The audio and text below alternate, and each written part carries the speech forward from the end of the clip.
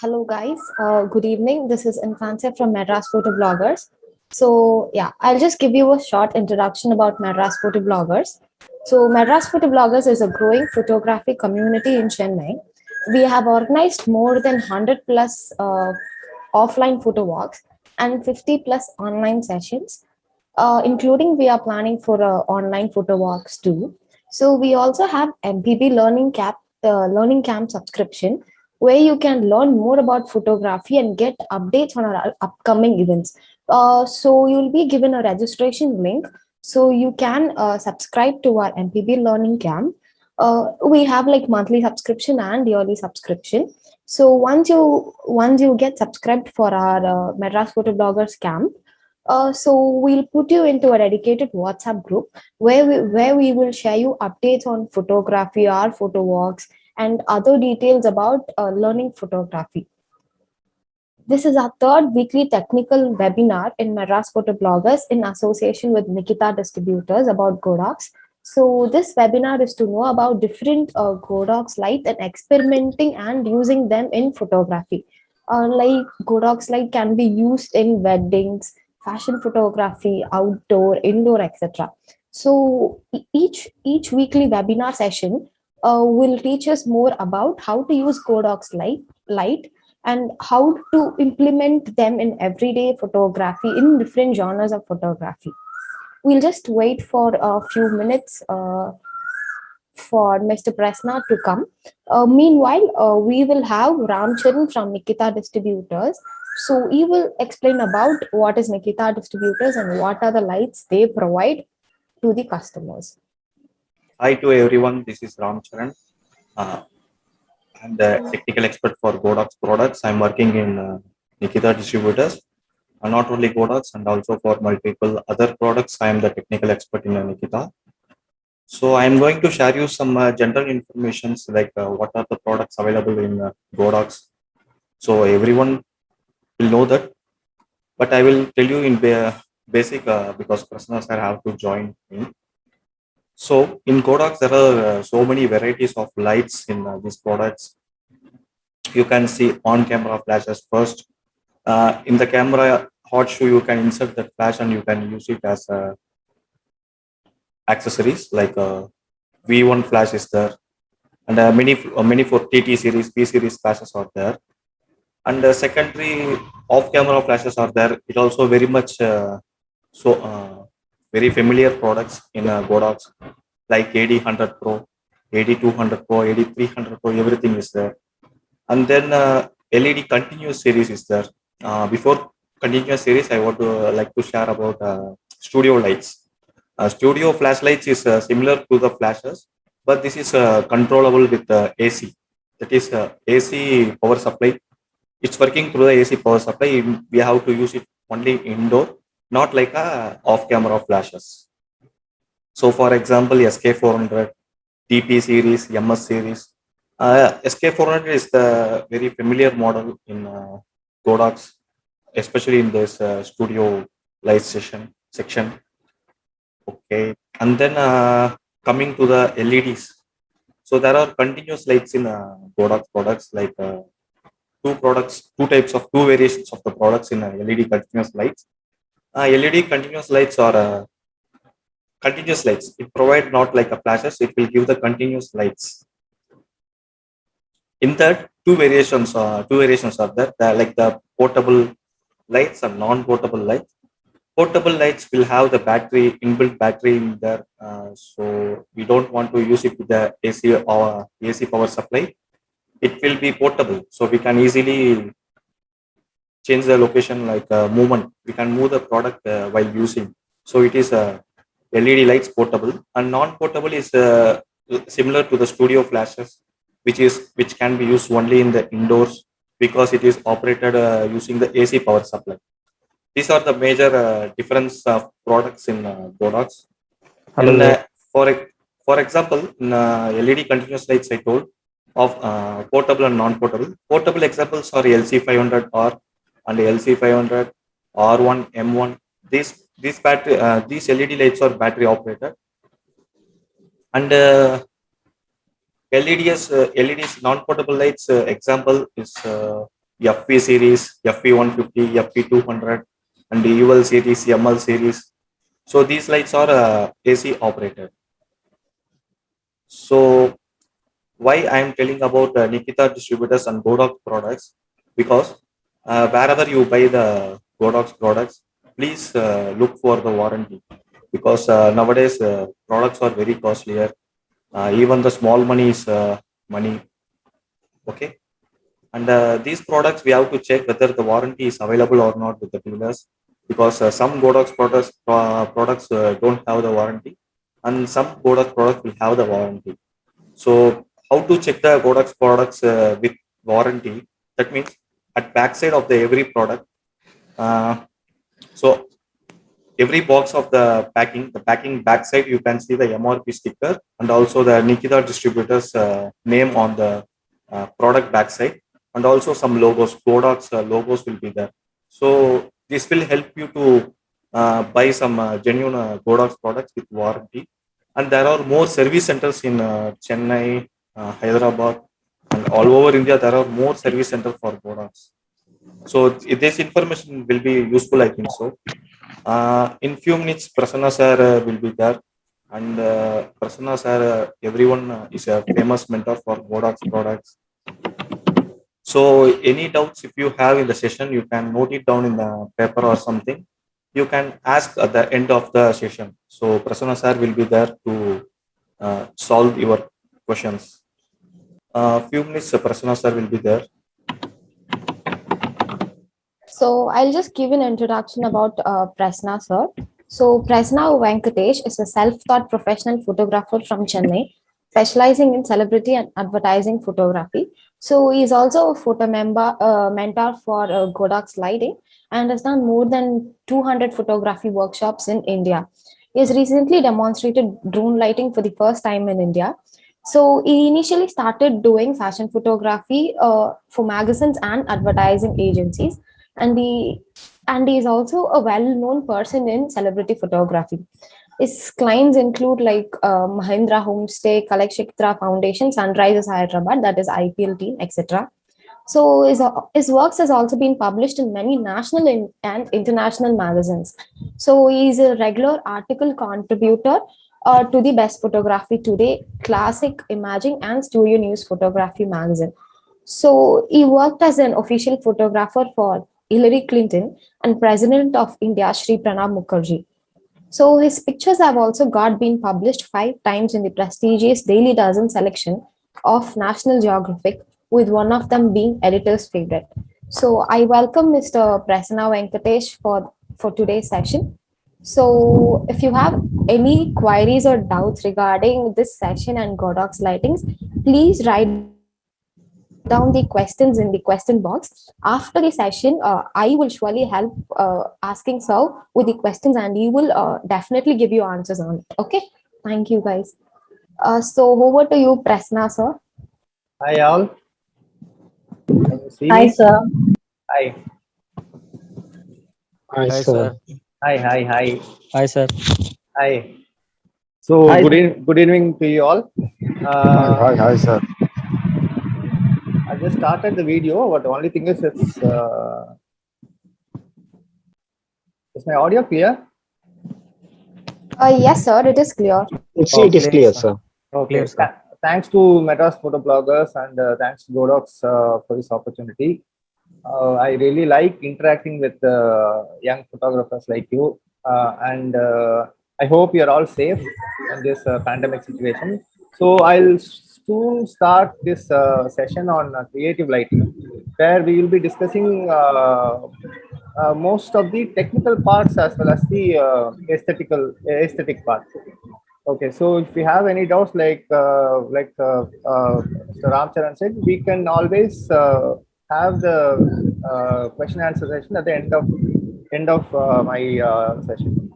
And if someone wants to ask in Tamil also, if you can please ask if you have a difficulty following the session. Okay, what I'll do now is I'll just start the. I'll just share my screen. Able to see the screen, sir. Okay. So today's topic is creative lighting, and what's the best way to use your light? It's to take it off the camera. Take the flash, like if you have a flash like this, just take it off the camera. That's the best way to use it, because that's how it gives a lot of unlimited, and that gives a lot of possibilities to explore and experiment with different types of lighting. So the most boring thing that you can do is just put the camera flash on top of the camera and just click it away. So now since you see a lot of customers, you see a lot of photographers, they try a lot of creative lighting. And these customers also, they have started asking like, we want this kind of shot, and they see a lot of work from international photographers. And they see a lot of work in Instagram also, and they ask us, can you do something like this? So that there is a stage where we have to shift to that level, and we have to start exploring off camera flash. So I'll quickly share what's the kit that I use. I use a Godox AD600 Pro, AD300 Pro, almost everything in Godox, and AD400 Pro, AD100 Pro, the Godox new DP600 Mark III, and Godox MS200, LC500R, SL60, SK400 Mark II, V1, V860 Mark II, and the Godox LR150 ring light. So these are the things that I use for my shoots. Okay, so why do we use artificial light? There's a lot of photographers that they ask me the same question. Why do we use artificial light? Why can't we shoot in daylight? That is like natural light. Okay, certain situations in commercial photography, as long as you are shooting as a hobby, that I don't, that's no problem. But once you start shooting commercially, there are certain situations where you cannot depend on natural light. One thing, because natural light is constantly changing, and second thing is like it's very unpredictable. Suddenly there'll be a cloud that comes and it covers the entire area, and there's no sunlight at all.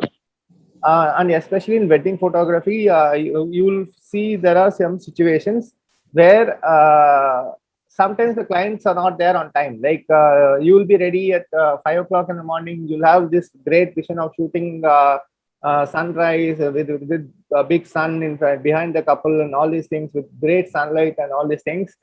Then the clients sometimes will come really late, like they'll come at 10 o'clock in the morning. They'll say, I'm really sorry, we got held up in some ceremony. I'm really sorry. So that is a kind of situation which we regularly face in professional photography. Sometimes things don't happen like how we planned. So that is a situation where we have to go for artificial light, artificial source of light. So I'll just show you some examples where I've used artificial light, this shot. This was shot for Mahindra Holidays, Mahindra Homestays. And hope my voice is audible, is it? It's Yes, clear, sir. sir. Okay, thanks. So this was shot for Mahindra Homestays, and the concept is night fishing. So this is a international campaign aimed at attracting a lot of international travelers from the UK, US, and France. So this concept is like night fishing. They go fishing in the night, and they use a small lamp to attract the fish to the boat. Once the fish gets attracted by the glow of the lamp, they use a net to catch it. And this happens like really late in the night. So one challenge was, I was in a boat. The model, the foreigner, she was in a boat, and it was constantly shaking. And we all know that in late night, in a dark situation, we have to reduce the shutter speed, and that will create a lot of blur, and it will be totally unusable. So I had two options here. One is to say, I'm really sorry, I can't shoot this because technically this is not possible, because we can't put a tripod on a boat, and we can't, it's a very small, it's not even a boat, it's just like a canoe. So we can't put a tripod on a canoe, and we can't shoot. This is one scenario. After paying for my flight tickets and paying for my travel, food, and everything, especially the food expenses, the client will be really disappointed, and they'll be really pissed off when I say, I'm really sorry, I can't shoot this. There was another option for me, which was to use artificial light in a way that the picture looks overall aesthetic as well as the concept is well conveyed. Okay, so what have I done here? I have just shot I've shot this image at 4 p.m. in the evening. That is like in sunlight, and I have used two flashes from another boat. There are three boats in this picture. One is where I am standing. That's a small canoe. The second one is the boat where the model is, and third one is the boat where the light is. So there are three boats involved, and it's like the light is coming from the flash. The light source is the flash. So that helped me to arrest the movement. Otherwise, the fishing net won't be visible at all.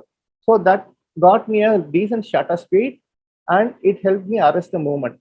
So in the end, the client was happy, and the concept also it got realized. So in professional photography, we always have to work with a lot of uncertain conditions. Sometimes the light will work, sometimes there won't be any daylight and all these things. But we have to manage it somehow and overcome it with artificial lights. In these kind of scenarios, we have to use an artificial light source. Okay, there's another shot here. This was shot with an AD 1200 Pro. Again, the same thing. I've used a flash, but see, this was a 3-second exposure where you see the fire flame is in the side of the subject. So if I use only the fire flame, the light source from the flame, then these two areas will be bright and the face will be little dark. It will get really dark, and it's very difficult to freeze the subject also. So what I have done is I've used a flash with a warming filter. That's a warm gel, like what we call a CTO filter, so that it has the same tone of the fire. That's the warm tone of the fire. Here also I have used a flash. So it's not bad to use flash. It's okay that you want to shoot in natural light, but in one point of your career, you have to definitely move towards flash for more creative lighting. Not only flash, you can also use LED lights. There's another shot that I'll show you. This is one shot that was done in my lighting workshop in Kotagiri. There were like 125 participants, and we had planned an elaborate set of props. Like we had planned flowers and everything for the shot and everything. So unfortunately, we were staying in a camp tent style of a scenario, and the whole night it rained, and morning everything got washed away, and there was no sunlight at all. It was totally dark, and it was like really wet. The floor was wet, and there was nothing left of the props. All these flowers got washed away. So I have like 125 people standing behind my back and just thinking, okay, what is he going to do now? So how do we manage this situation? There's no light, there's no props, nothing, but we have to create something interesting. Okay, so what I've done is I have used an incandescent white balance, that is like that explains the blue tone of the image, and I've used a flash. Rahul Fox sir, solunga. Okay, I've used a flash, that's an AD200, Godox AD200 with a warm gel. So you can see the shot has happened and it's looking very aesthetically pleasing. Here also at 4 p.m. in the evening, I have used an incandescent white balance. Incandescent white balance with a flash. Flash has a warming filter on that. So this colors well, and all the colors, it's looking very bluish, like it's looking as if it's shot by around say 6 o'clock or something. So there are two flashes in this shot, and there is one flash in this shot. So some scenarios we have to definitely go for artificial light or external light source. Okay, what is the importance of a good lighting? You see, this picture is really good, but it can be better. See, we always stop at being good, but we have to try for the best. So I just show one more image where you can see just adding one single extra light is adding a little more dimension to the picture. So we plan all the lighting and everything just to give little depth to the shot, we create layers to the shot, and we have to create a overall pleasing feel, and the concept has to come out. And second, the most important thing is there has to be a 3D feel to the subject, because we all know that photo is a two-dimensional thing. It's a flat thing. But how do we create a 3D feel? We create it with lighting. Okay, so we create a 3D feel with the lighting. So here you can see this is little flat. This looks two-dimensional. But in this shot, you can see it's very three-dimensional because I added one more light. So that is how we plan light. It's not like that I have all the lights, I just want to use it in every shot. It's not like that. We just use it as per what is required in the shot. Okay, so how many lights do you need to take a great photo? You can start with just one light. This was a shot with a Godox 8600 Pro with just using one light. Just you can see that's just one light with the what you say a softbox, and it's coming from one angle, and it's just a single light. That's all. Single light. Second, you can see in this image, I've used only two lights because I was shooting for this IPL team, and which was like really hectic. So we didn't have big space to shoot, and I just used a big octabox for the main subjects, and one AD200 pointed at the ceiling, bounced off to get a little bit of detail in the hair. Another challenge that we face here is the skin tones. The skin tones of David Warner is much more brighter than the skin tone of you see Bhunesh Kumar. So you have to make sure that he's not getting overexposed, or Bhunesh Kumar is not getting underexposed, and all these things. So these calculations, I use a light meter. I'll be talking about the importance of the light meter also. So this was just shot with just two lights. With one octabox that's in the center, and then we have a AD200 which is pointed towards the ceiling, which is bounced off. Okay, all these assignments is like really hectic and really high pressure assignments where nothing can go wrong. Your focus has to be correct, your lighting has to be correct, and the pictures are going for big size hoardings in Hyderabad and everything. Then you have to be like, it has to be really perfect. So that is a challenge that all photographers will face in their career. We have to go for perfection. Okay, this is two lights. And in this picture, you can see I've used three lights. So this is a food shot. It's a fine dining food. So we had to go for a very pleasing pastel backdrop with a little bit of an international feel. So you can see we have used three lights for this image. I'll be sharing some behind the scenes also. And this was shot with 10 lights. This was totally done with the rim lighting, and this was shot with 10 lights. So 10 lights is it enough? We may ask. This was shot with 75 lights. I've used 75 lights for this image. To light up the building. You can see we have to hide the lights everywhere, and it has to give that overall pleasing feel, and everything, the grandeur and everything has to be captured. Then there's another shot where you can see I have used 125 lights. So even if it's one light or 125 lights, it doesn't matter. We have to know how to use the light. Otherwise, it's of no use at all. So if I have like 10 lights, but I don't know how to use it, then it's a total waste. So we have to understand how to use the lighting effectively and where to use what kind of light. Like some shots, we might need just one light. Some shots, we might need 2-3 might lights. Some shots, we might need even 100 lights. So that depends on the job. Okay, there are certain things that you may not find in the internet, which I'm going to share with you today. Is the styles of lighting. Like sometimes we get a little confused about what are the styles available. There are a lot of lighting styles, like Rembrandt, like you have a split light, you have like a rim light, you have backlight, and you have the 45-degree, you have loop light and everything. But these basic, all these lights there are just two things, two lighting styles that I can say. Okay, first is the realism, and second is the artistic style. In professional photography, we have to understand both these styles to give a effective output. We can't use just one style. We have to use both the styles. Okay, what is a realistic style? You see, I have created all the sunlight and sun rays behind. Since the light is coming from behind the subject, you can see the subject is in a silhouette mode. That is how naturally it get captured. So if there is a backlight, the face will become dark because there's no light on the face. This is what we call as a realistic light style. If there is a light from this side, then there will be a shadow here. There won't be any bright light source here. That is what we call as a realistic style.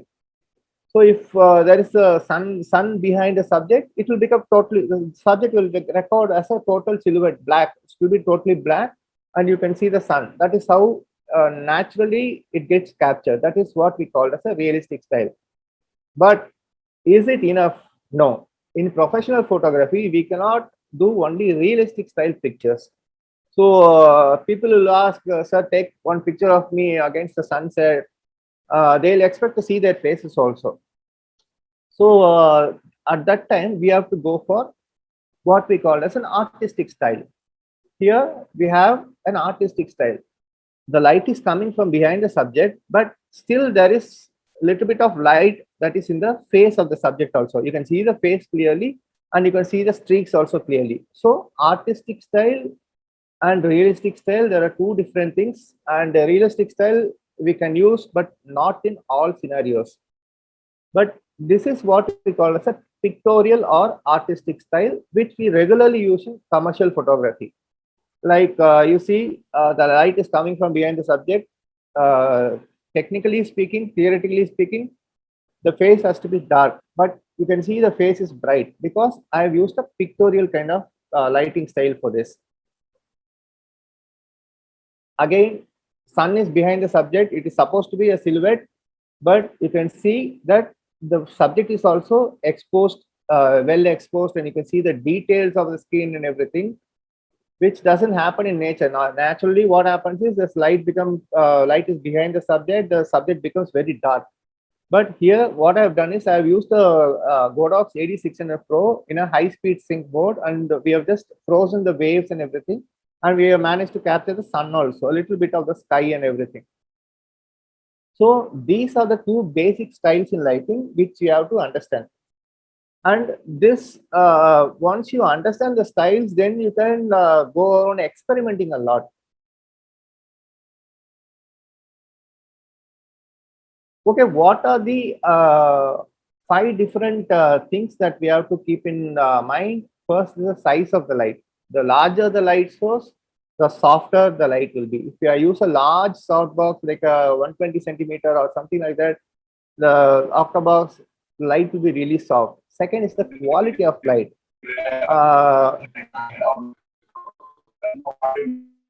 Yes, sir. I think somebody wants. Are you able to follow me?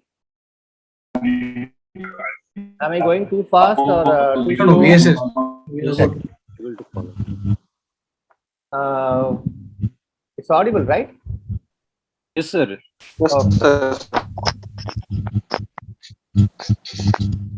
Okay, now we have 5 different things. One is the size of the light. Size of the light is larger the light source. You see the early morning sun, it's very, very soft light. Early morning sunlight, which we call the golden hour. That's late afternoon also, by around after 5 o'clock, we have this golden light, which we call the what we call as a soft light. That is the quality of light. Third is the color of light. In quality of light, we also have a hard light. That is like 12 o'clock sunlight. All this lighting and everything, that is based on sunlight only. The soft box, we have a soft box. That concept is based on nature only. It's like sun behind a cloud. That's the concept behind a soft box. So that's a diffused light source. Third is the color of light. Early morning, it will be warm light, like a very warm, yellowish, warm, golden color light. And there is also this bluish light, which we shoot it by around 6:30. After 6:30, after the sunset, and slightly before night, you have the small window, which we call as a blue hour. in which when you shoot, you'll get a slightly bluish tone. That's in the sky and everything, you get a bluish tone. In these pictures and all, you can see I've done that only. This was shot around just 10 minutes. The light was there just for 10 minutes. After this, the sky will go totally black. Before this, the sky will be really bright. So we wanted to capture this in the blue hour. So that's why we have just waited for that opportunity. And this shot, it took us like 12 hours just to do the wiring alone. We had to do the wiring, hide the wiring, and make sure it's not seen anywhere and all these things. And it's a single shot, no composite, nothing. And then 4 is the quantity of light. One thing that a lot of people make a mistake is like, okay, he has used 10 lights in this photo. I also wanted to use 10 lights in this photo. It's not like that. It's like if the shot requires 10 lights, you can use. If it does requires just 1 light, that's fine. Just try to give the best output. Sometimes we just have a small flash. I remember one assignment where we had to shoot in a very high altitude situation in Ladakh. That's like really, it's quite far away from Ladakh. So the location was there and we had to shoot with models and everything. There was no power and there was a huge landslide before we went there. So we couldn't carry all this equipment and all. I was just left with 1 flash. So I had to complete the entire assignment with just 1 speed light. That just one speed light. So I had all the lights and everything, but I couldn't use it because there was no option of. The situation was so bad. We had to manage to get the shot somehow without compromising on the quality of the shot.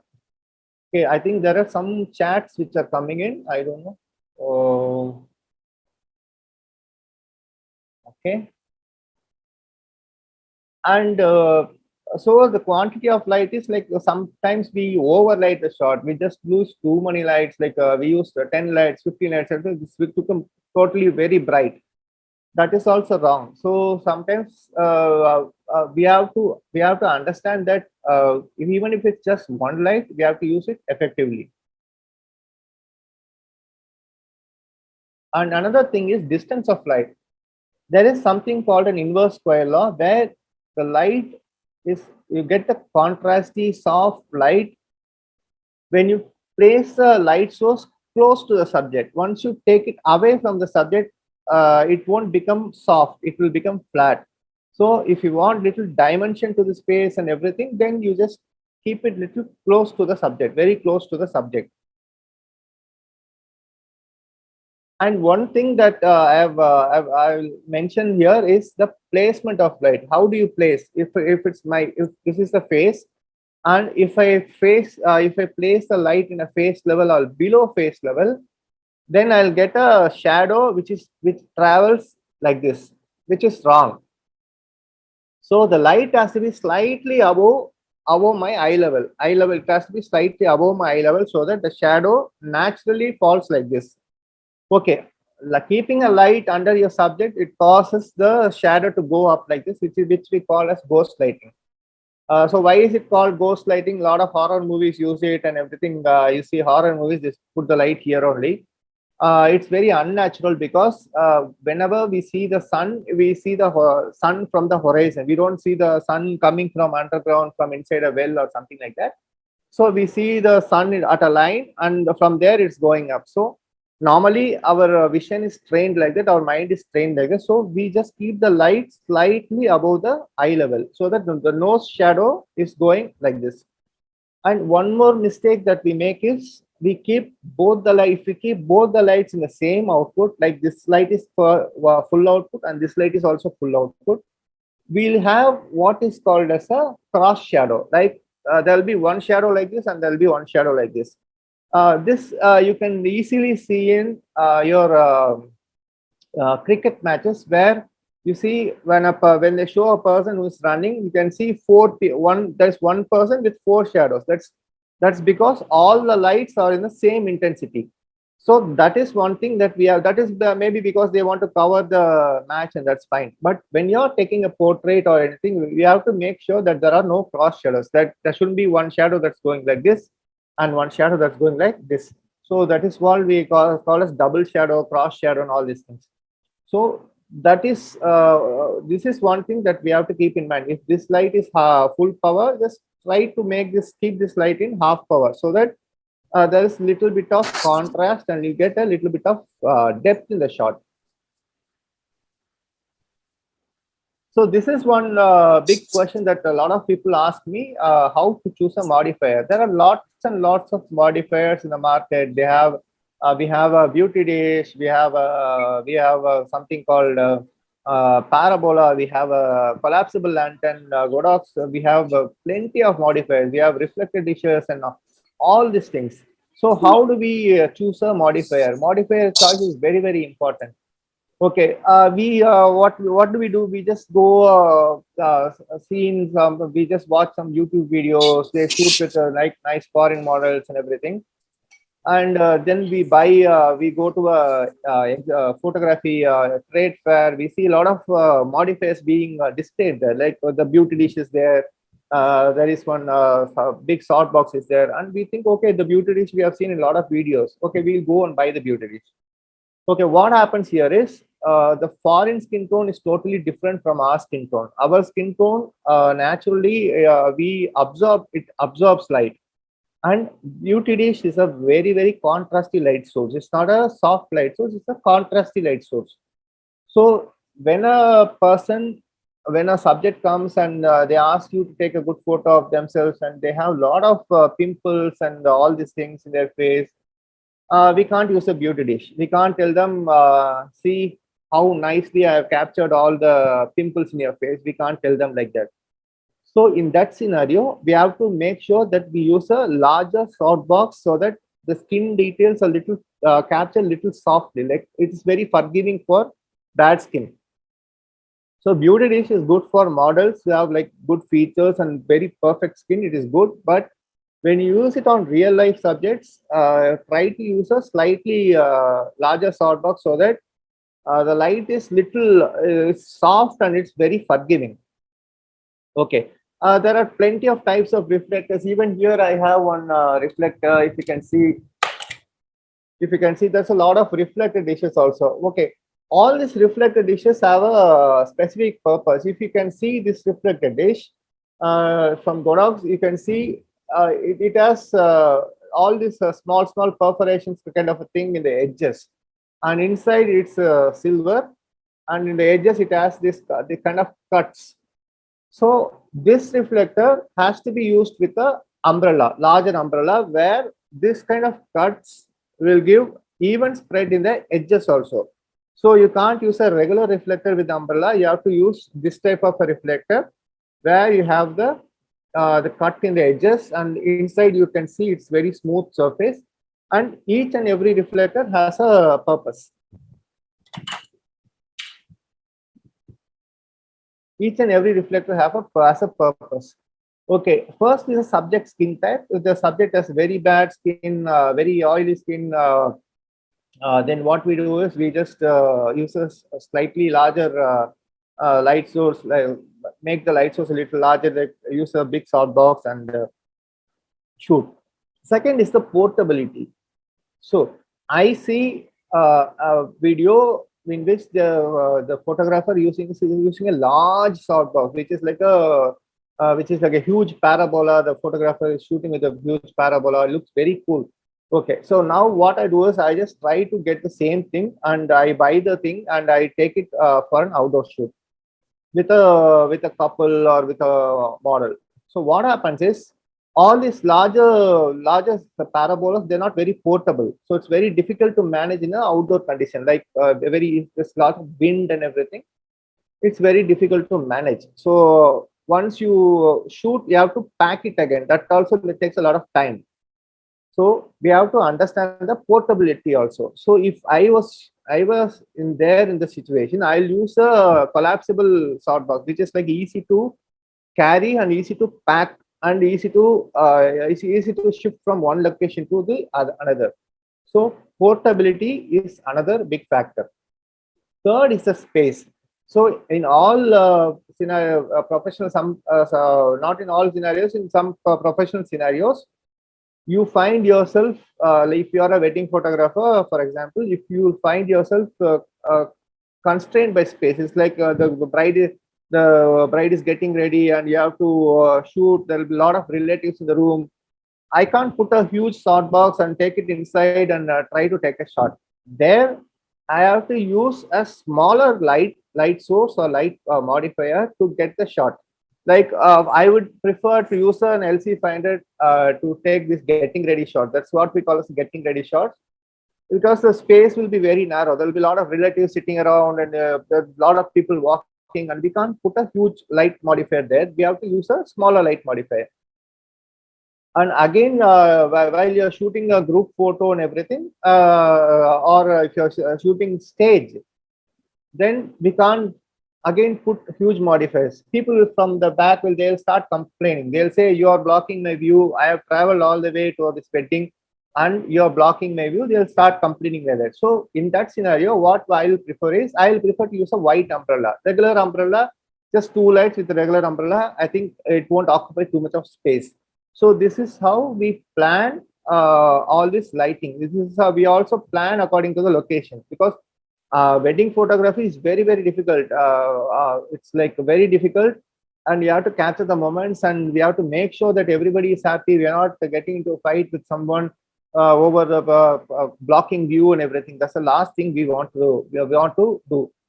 And fourth is the size of the group. If we have a large group like a stage, which is like some 20-25 people are standing, and we need to light them up, then we have to use at least 3 lights. 2 lights won't be sufficient. We have to use at least 3 lights. So modifiers choice depends on subject skin type. Portability is one big factor. Please don't forget that. Don't buy a huge modifier and try using it outdoors.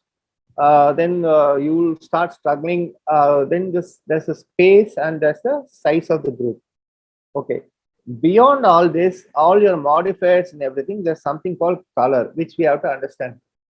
In this shot, you can see I've used a very subtle color tone to go with a vintage look.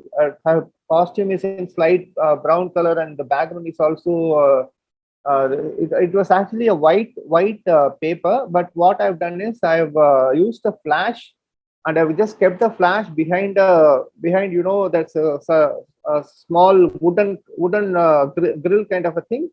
I've just kept the flash behind behind that, so that the pattern is falling in the background. This is how we create some interest in the shot.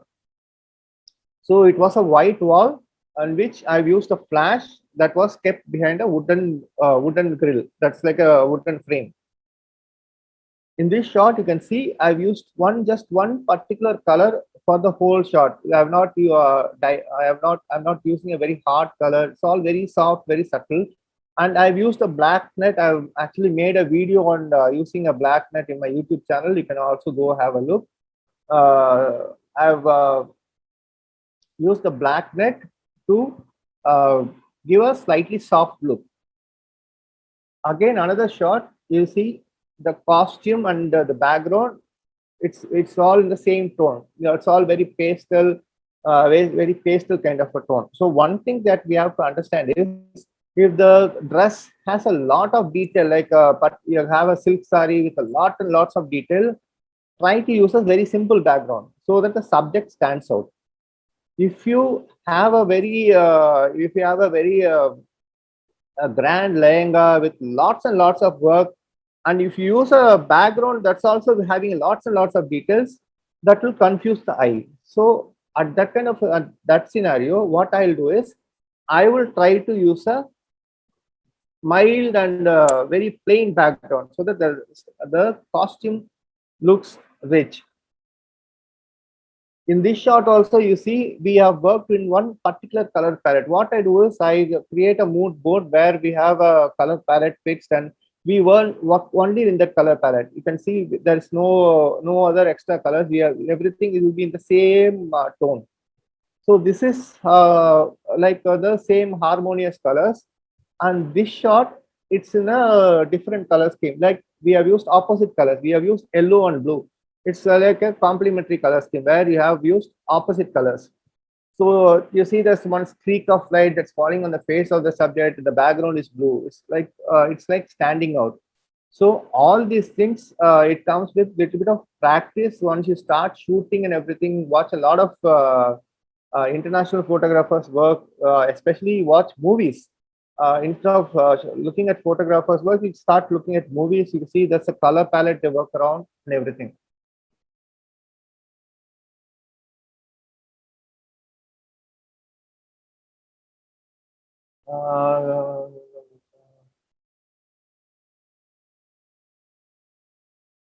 Okay, there's Mr. Ramcharan has informed that one lucky winner from today's session, that's the best question of today's session, will get a M150 LED Godox light.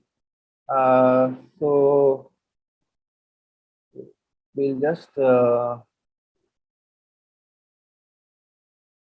sir, request you to spell the name of international photo. You can go, we'll start looking at the work of Annie Leibovitz and all. It's very good, actually.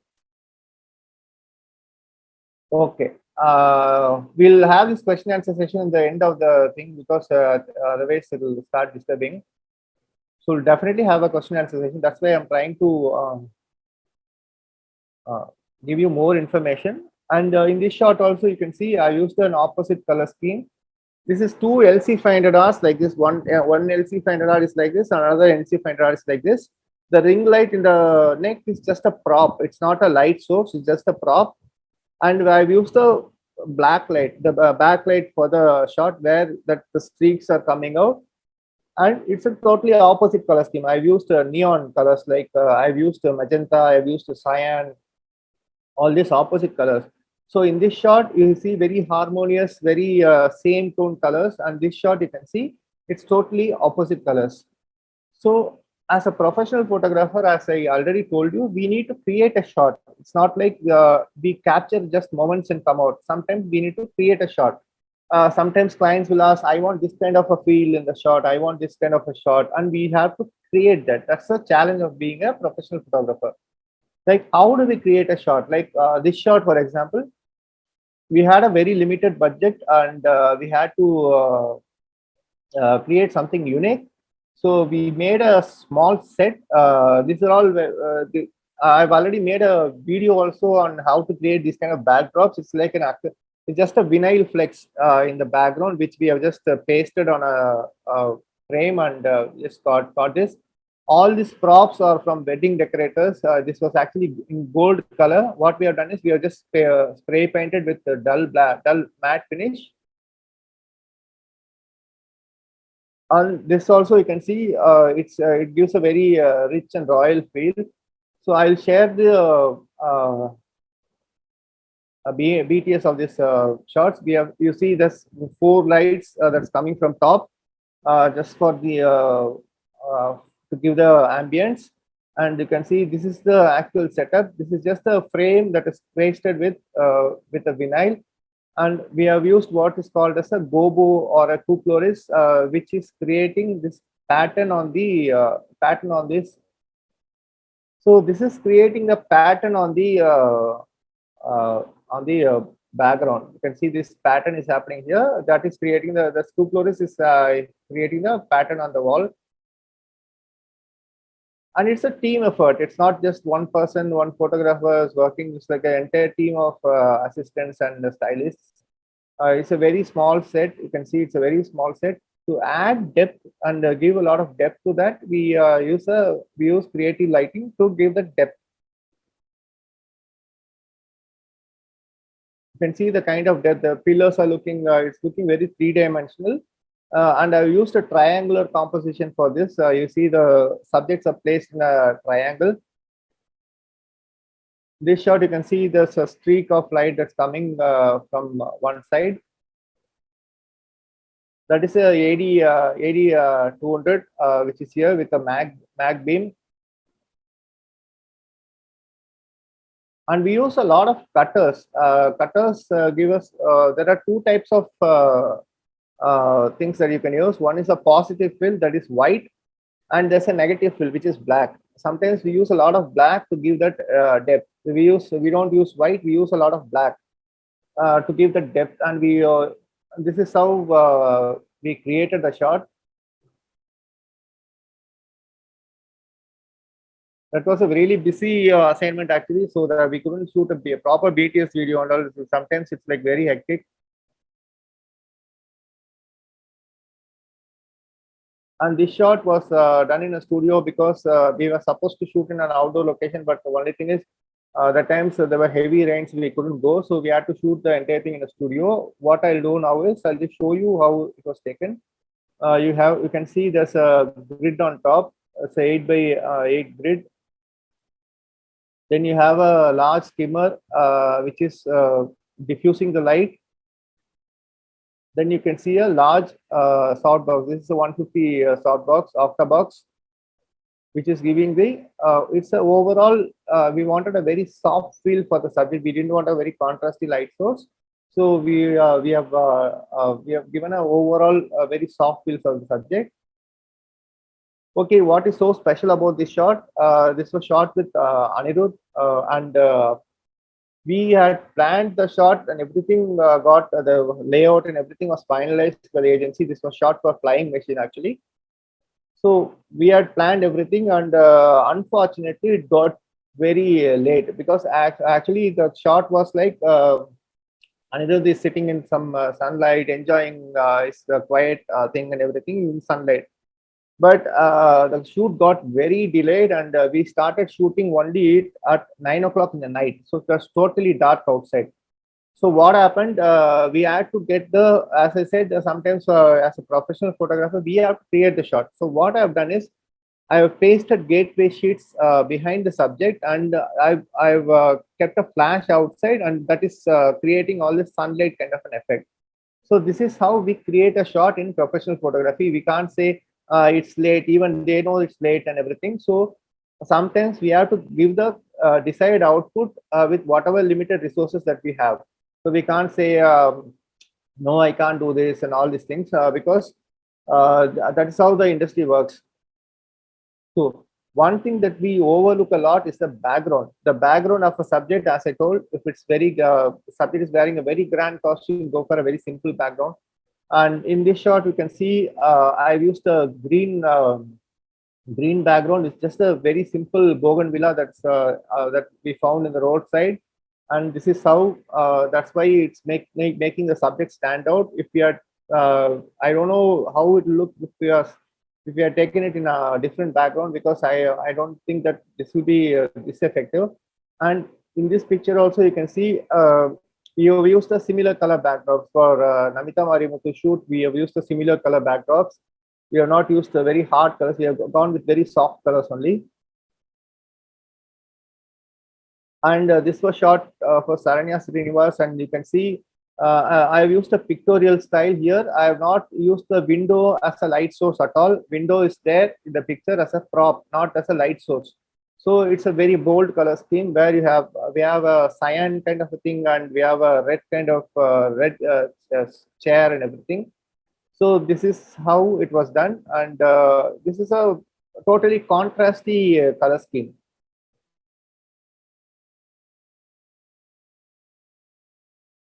So in this shot also you can see the light is we have used continuous light with flash.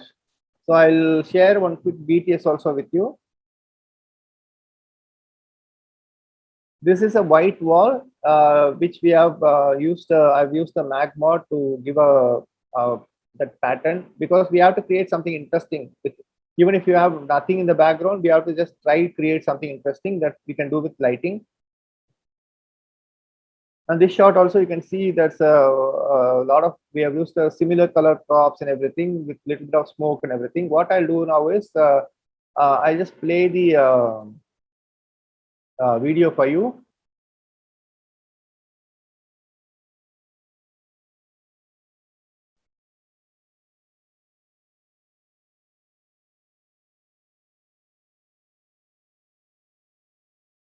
I'll explain each and everything one by one. See this shot. We have used continuous light with flash. Okay, this is the setup. So we have used continuous light with flash. From top, you can see there's a blue gel filter with a grid. That's a beauty box with a grid. And here we have a LC500R that is giving the warm tone for the hair. And in the back also, you can see there's one collab. That's a lantern sort box that's giving that ambient light field. And the key light for the subject is one another beauty box with a grid. Now we can see there's one LC500R that is giving this highlight here, and there's a main flash. Okay, that's another interesting thing that we have used here, because you can see there's a little bit of play in the background, light play. What we have done is we have used a Godox SL200. That's a 200-watt light with a warm gel. And we have used glass blocks in front of the light to create that kind of a dappled feel. So this is how the shot was done.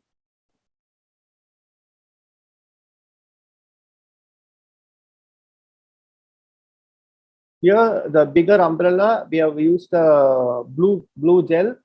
It's in a slightly lesser output, and this beauty box is the key light. And you have a backlight that's coming from top, and we have used smoke to create that kind of a feel. And you have this light rays and streaks and all coming in. So this is the final output. You have it's a complementary color scheme. It's an opposite colors. You have warm tone and cold tones both. In this shot, we have only warm tones. So this area we have used a slight blue gel, so that we needed a slight relief for the hair. So we have used a slight blue gel. But overall, you can see this is we have used only warm tones.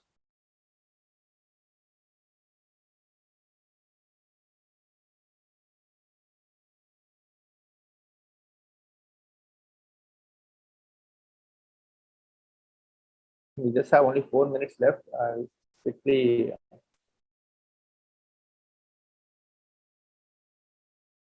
So one thing that I always have in my camera bag is a light meter. I definitely don't shoot without a light meter, because I want my shots to be perfect. Like, I want the ratios to be perfect. If my key light is f8, I want the fill light exactly at f4, which that cannot be done by trial and error. I want to have the perfect result. So for that, I always use a light meter. I've been using a light meter for the past 21 years.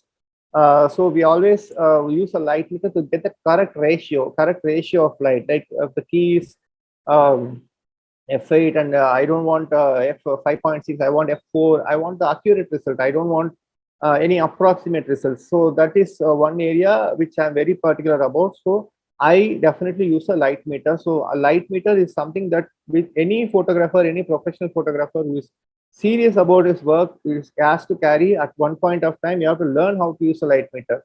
The light meter will give you a very accurate representation of what's the output of the light and how the shot is going to be and everything that you can use. So this is my YouTube channel. If you have not subscribed, please subscribe. We have like a lot of photo shoot videos, also workshop photo shoot videos. Also, you can see a lot of videos where we show you a lot of lighting setups, and it's all free. It's not we are not charging anything, and we have around 70,200 subscribers now. So do subscribe to my channel if you have time. Okay, now any questions, please ask.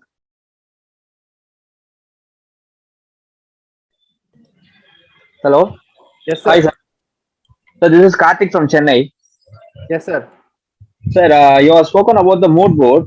When to create a mood board before a shoot, and what and all should be in it?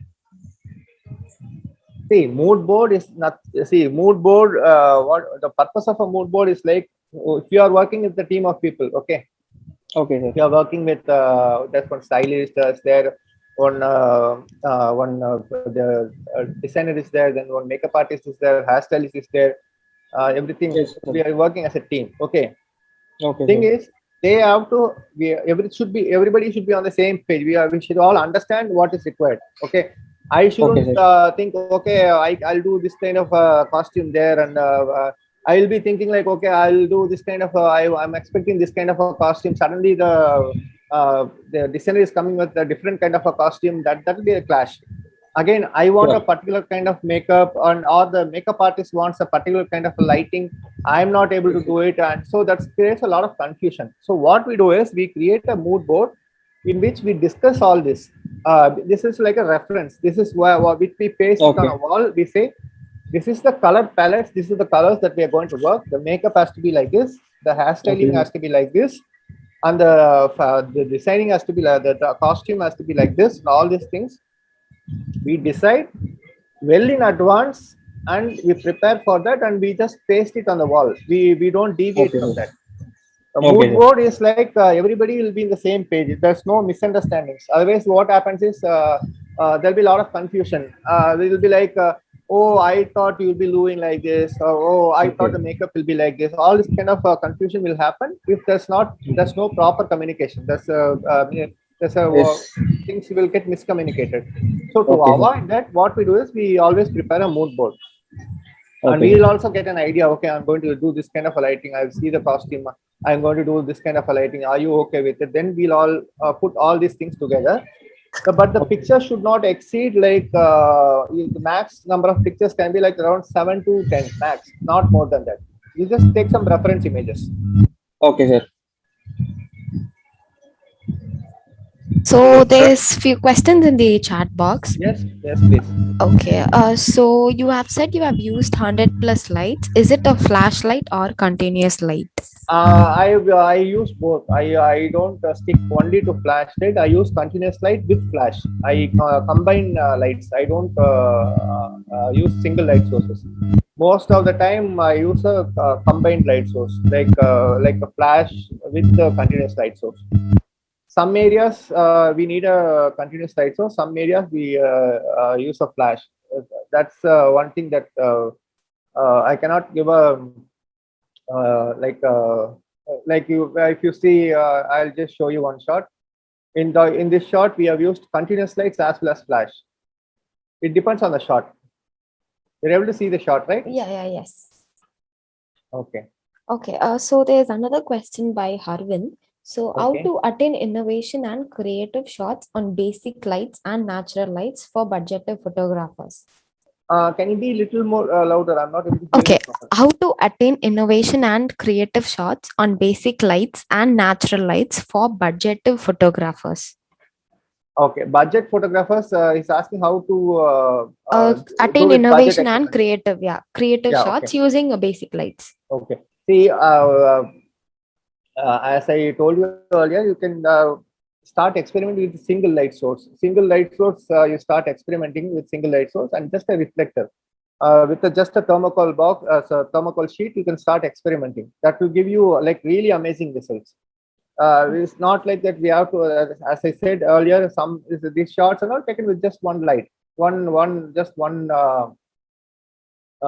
light source. That's all. So that's a mindset that we have, that I need this kind of equipment to get this kind of results. It's not like that. Sometimes we can create really good shots using a torch light. We used torch light for some food photography. I've used torch lights. I've used small LED lights.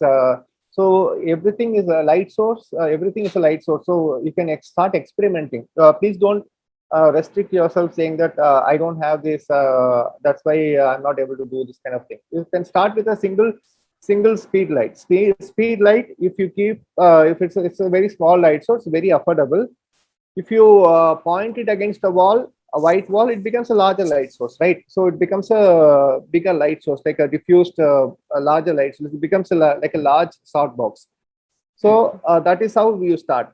You can bounce this speed light to one big thermocol board, then it becomes like it will give you the same result of a large soft box. So that's how you do. And natural light, you have to first go and experiment in different types of natural light. Like I said, sometimes the client is coming a little late, then you go for the indoor shots. and again you come at around like 4:35 to start shooting with that golden light hours.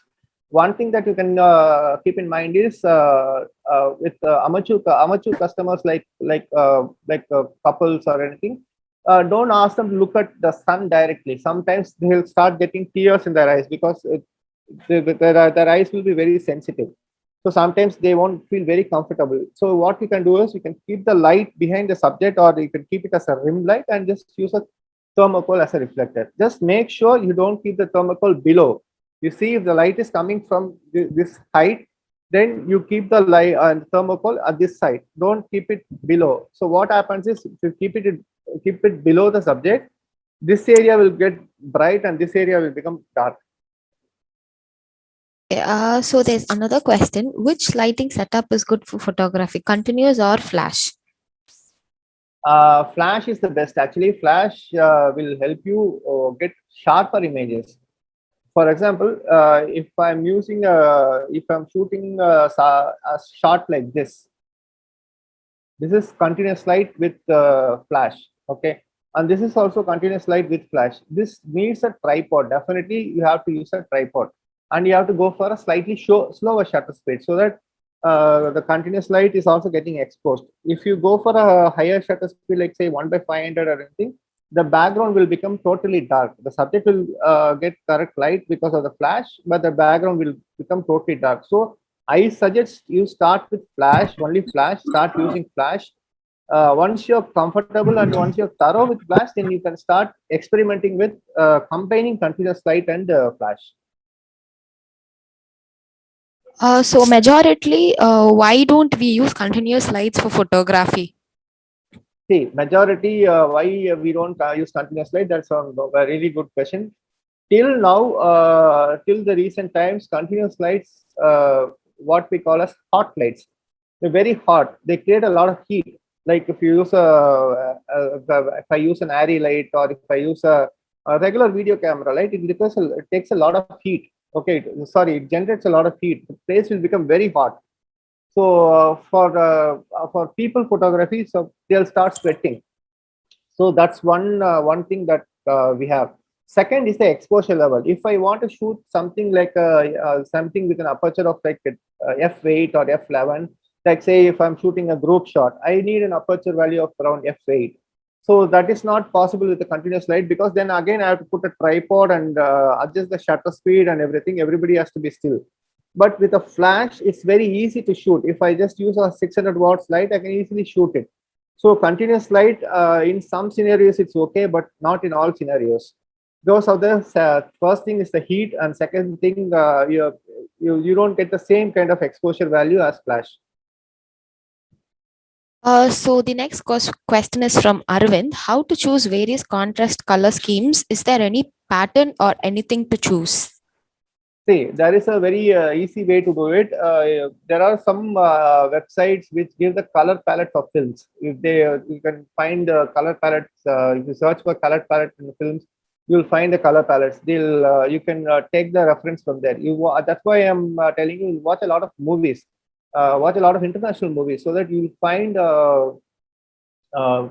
very interesting things and very what do you say? A lot of things can be learned from watching movies. How they create a movie. Because I learned all this lighting from cinematographers. My biggest teacher was KV Anand sir, and I've done a lot of ads with him, and KV Anand sir, PC Sriram sir, and all these people. They have taught me a lot of things. I have learned a lot of things, observed a lot of things from them.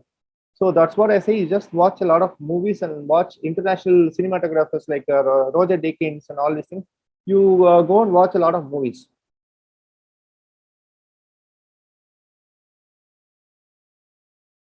Next, that's it. So how do you handle photo in harsh light? Harsh light. Yeah. Yeah. Okay. Harsh light is nothing to be feared, actually. Or sometimes what we have is sometimes the shoot gets delayed. We have to shoot in 12 o'clock light. There are flashes that come with high speed sync, so we can easily use high speed sync to shoot. Second thing is like harsh light sometimes gives really good results.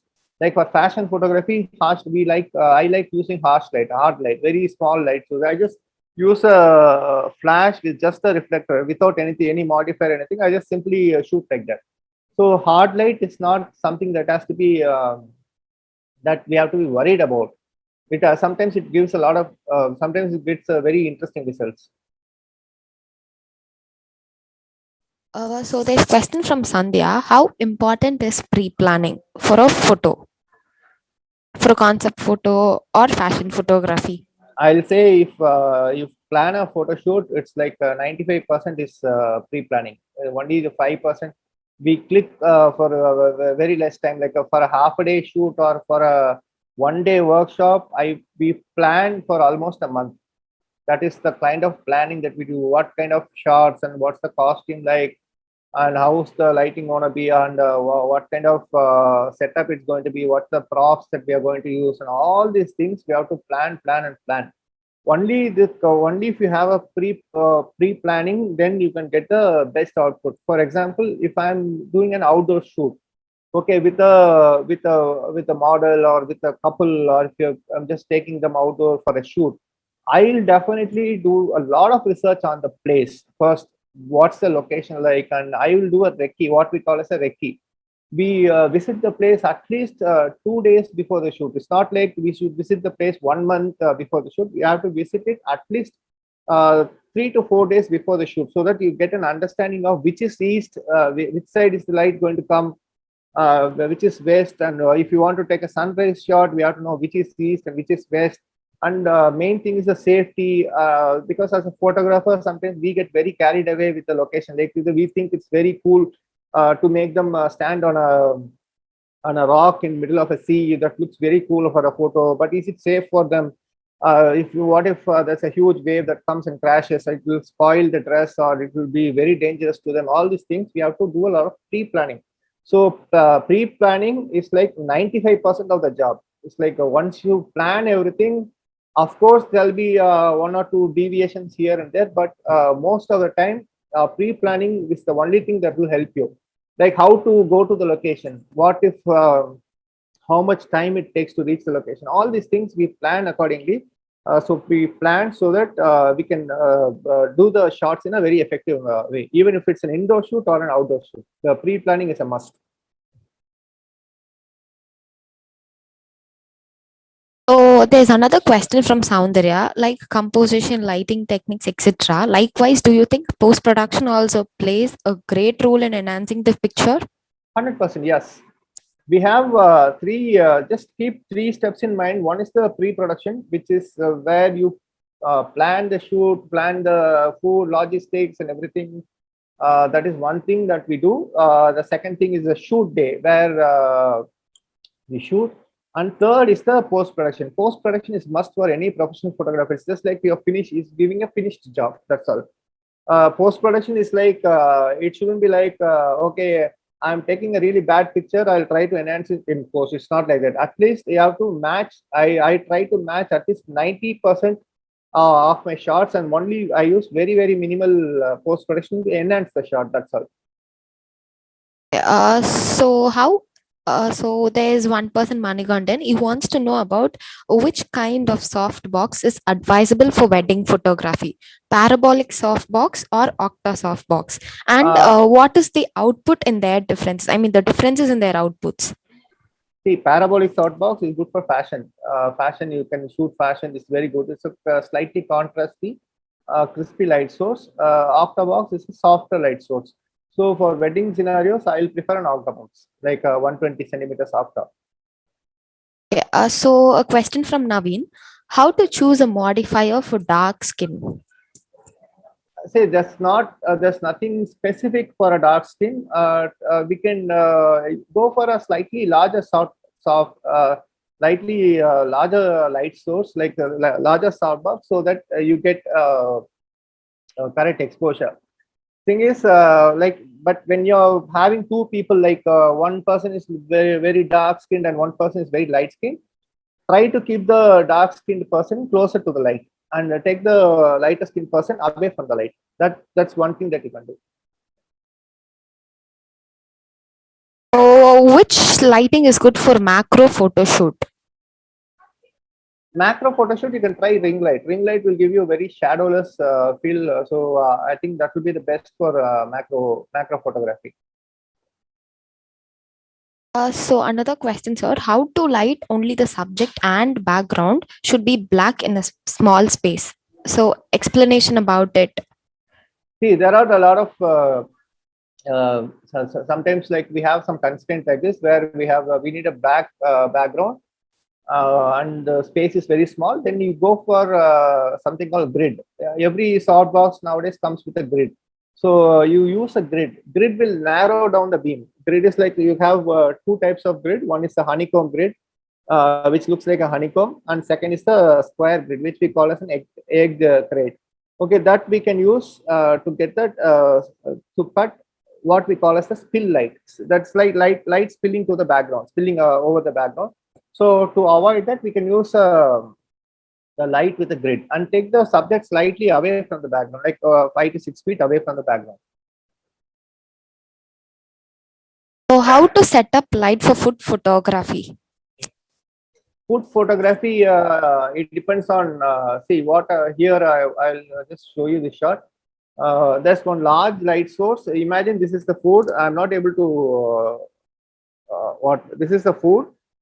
This is the camera. There's one large light source here. And there are two light sources here. Like for the highlights, for highlighting these dips and everything, we have used two grids. And for this overall fill, we have used a large softbox. Food, you have to take in consideration the texture of the food and the color of the food. So can you show us any sample mood boards so that we can understand it easily? Sample for the BTS sample, you want like a BTS sample? No, okay, it's a question from Anthony. So can you show us any sample mood board so that we can understand it easily? See, I already told you that my YouTube channel has like lots and lots of BTS videos. Actually, people have started complaining that don't post BTS videos. So it's got like plenty of BTS videos. You can go have a look, and we show you everything there. You can see how the shoot is happening and how the results are coming. So you just go have a look at it. We have a playlist that says exclusive photo shoot and workshop videos and everything. You can go have a look at it. Then you'll find a lot of videos where we show the entire process of the shoot, from styling to posing to lighting to mood boards and everything. You can easily understand.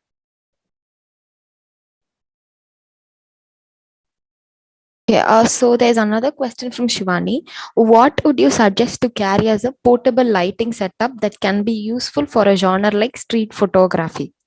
Street photography, you can try using AD200 Pro. AD200 Pro is very compact, very lightweight, and you can use it on an S2 bracket, and you can use a softbox, a small softbox, and everything. You can use AD200 with a AD200 Pro with an X Pro trigger is a very good choice. Okay, so there's another question from Soundarya. Light painting, playing with color gels, light and shadows are some creative ways of lighting in both model and product.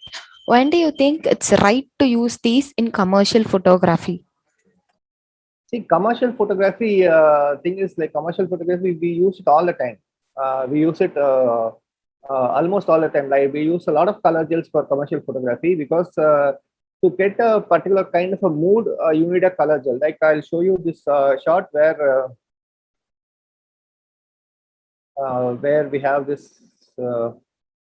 Yeah, okay. We have used the blue gel for the top light. So you can see that's a you see it will give you a very misty to get a misty feel. We have given a slightly bluish tone. When you shoot in mist, you'll have the blue tone.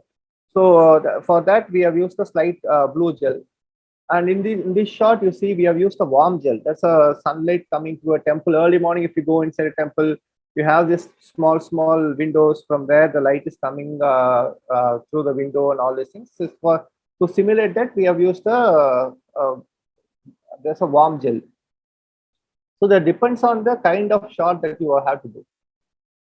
So do you create mood board for architecture photography as well? So if so, what is all included in it?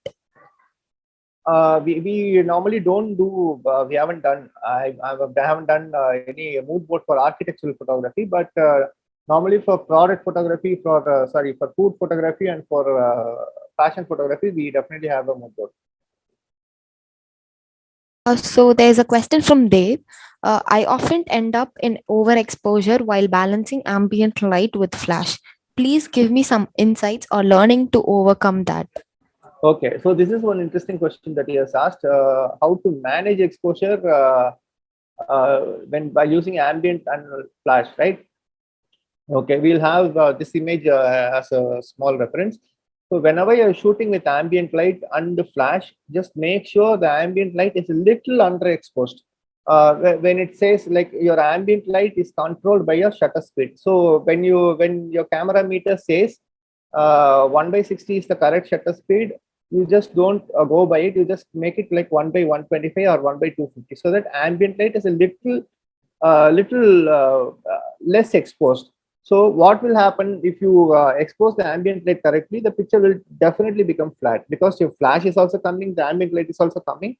So the picture will definitely become flat. So what you have to do is underexpose the ambient light a little bit so that you'll get a little bit of detail, as well as the flash will give you that kind of a pop effect.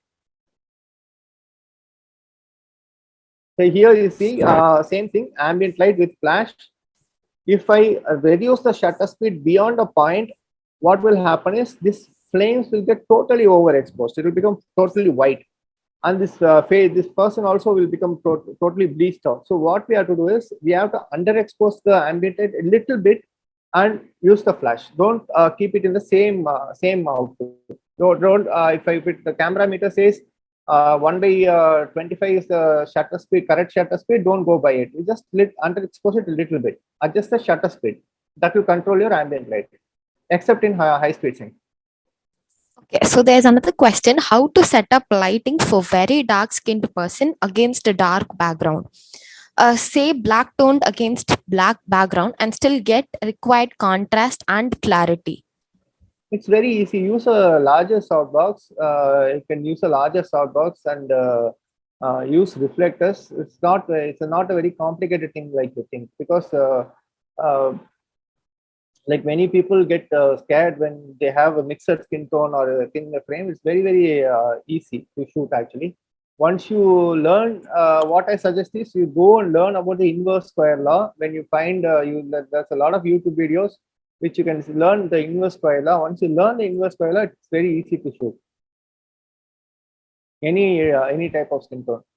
Okay, so there's a question from Prashant. Creating a light trace with the Godox tube light. Can you explain the method? Creating the light rays. For creating light rays, you need something called a medium. That medium is the smoke. Smoke will only if you have a medium like a smoke, then you can see the light rays. So 1 second, I'll just show you one image if possible.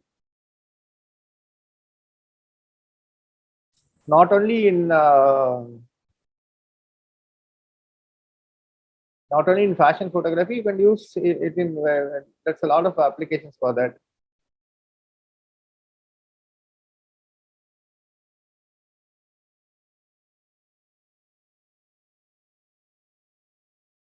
Just a minute.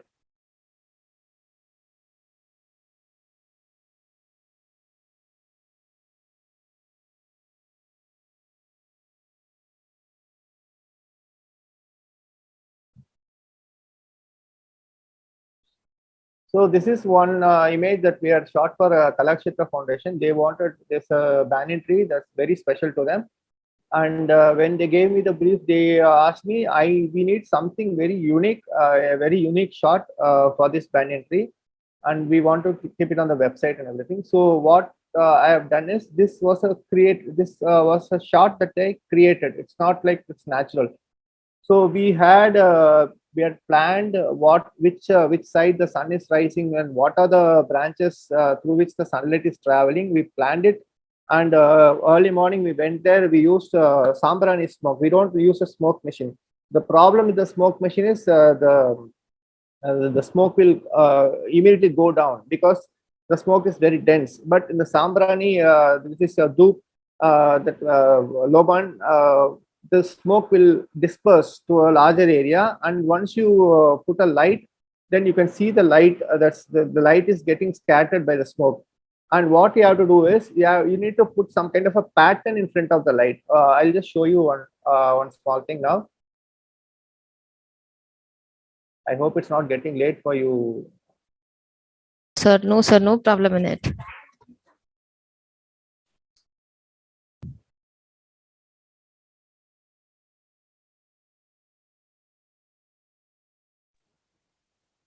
One second. Yeah.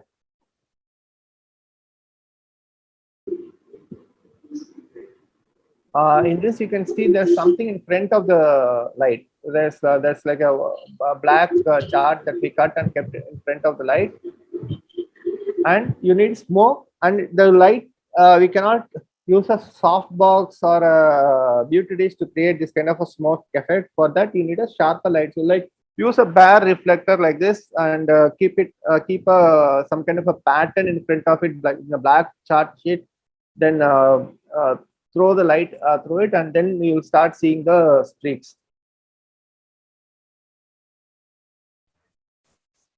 So we'll stop. So there's many more questions, sir. Yes, So, please. yeah, okay. What could be the best work that can be done using natural light and a few reflectors in conditions of harsh light? See, if you see the movie Revenant, there's a movie called Revenant, which suggests you go and see. That entire movie was shot without artificial light. Okay, the entire movie was shot with natural light and with some couple of reflectors. So you go and watch the movie, you get a lot of ideas. Very actually, I will suggest that you start experimenting with natural light. You go see how light falls on the face, how light creates a depth and everything. Then you start adding one reflector and see what kind of difference that's making. Especially we have something called dappled light. Dappled light is nothing but when you see by around, like say 11 o'clock or 12 o'clock, you can see a lot of light patches that's falling on the ground. That's like small patches. That is what we call as a dappled light. That kind of effect you try to bring it to the studio also. So you can learn a lot with natural light. Okay, so there's another. At one point, please try to move to flash, because some natural light is not enough for professional assignments. You have to definitely move for flash. Okay, so there's another question from Prashant.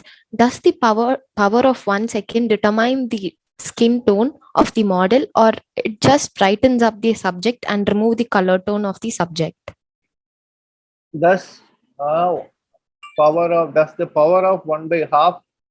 Yeah, determine the skin tone of the model, or it just brightens up the subject and remove the color tone of the subject? I don't understand actually. Does the power of half determine the skin tone of the model? Color tone of the subject. See, I think it's talking about color cast or something. See, whenever you are shooting with a flash or like a studio light, there are two things. There are two things in a studio light. One is the modeling lamp. Okay, that gives you where the light is going to fall and all these things you see with the modeling lamp. And the second thing is the flash. The flash is going to expose. That is going to fall on the subject, and it's going to be in your final exposure. So this is like 5500 Kelvin, the flash. But if you use a slower shutter speed, the modeling light also will start creeping into the picture. So you'll definitely have the color cast. So what I do is to avoid color cast, to get the accurate colors, I normally use a gray card, or I use a color checker.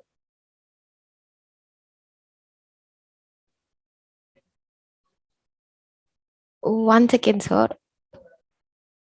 So how are you lighting in every different shot and not repetitive? See, that's one thing that's about. I still see myself as a learner. I never see myself as an expert or any I think I see myself as a learner. Every day I learn new things, and every shot I want to bring some unique things into it. So I keep experimenting. I don't like repeating myself. I find it very boring to repeat the same kind of light setup and everything.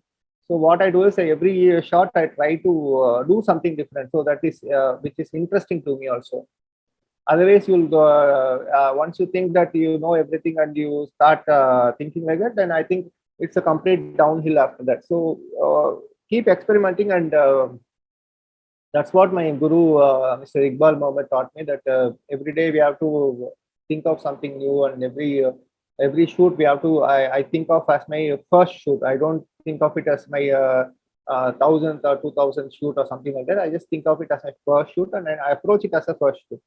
I do a lot of homework. So for creating a shot, how do you differentiate like warm tones and cool tones? How do you go about setting up and finalizing the lights with multiple lights? You must have got a lot of trial and errors, right? So an explanation about it.